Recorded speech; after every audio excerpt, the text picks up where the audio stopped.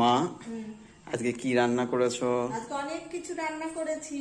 কি রান্না সোমবার করেছো আজকে দেখি? আমি সোমবার পালতে পারলাম না, আমার এত শরীর খারাপের জন্য শুধু পুজোটা করেছি।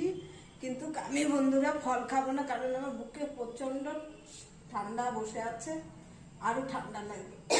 ওই জন্য আমি নিরামিষ নিরামিষ সবই এক মাস ধরে কি নিরামিষ রান্না করেছো খাবারই দেখি? খাবো, গরম খাবার। এ দেখো উচ্ছে ভাজা করেছি, এ দেখো আলু ভাজা করেছি, চাল কুমড়োর চোচা দিয়ে আর আলু দিয়ে ভাজা করেছি। এটা হেভি লাগে। হ্যাঁ, এখানে আছে চাল কুমড়োর তরকারি, সর্ষে ফোড়ন দিয়ে করেছি।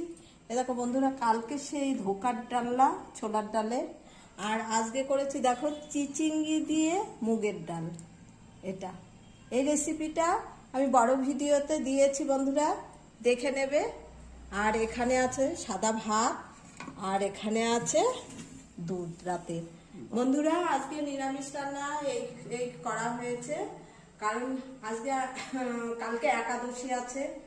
আমি যদি আজকে ফল খাই, কালকেও আবার ফল খাবো, তাতে আমার শরীর খুব উইক হয়ে যাবে। ওই জন্য আজকের দিনটা আমি সত্যি কথা কি, সবাই আমাকে বললো আজকে না করলেও হবে, প্রথম সোমবার আর লাস্ট সোমবারে ফল খেয়ে থাকলে হবে। তার জন্য আমি আজকে আর ফল খাওয়ার চিন্তাধারা করিনি, কারণ আমার প্রচন্ড ঠান্ডা লেগে আছে, এখনো প্রচন্ড কফ জমে আছে। এই কারণে আমি আজকে ভাতই খাবো। বন্ধুরা সোমবার, তোমরা হয়তো মনে করবে যে এত পারলে অত চোখে, আমি করার কিচ্ছু নেই।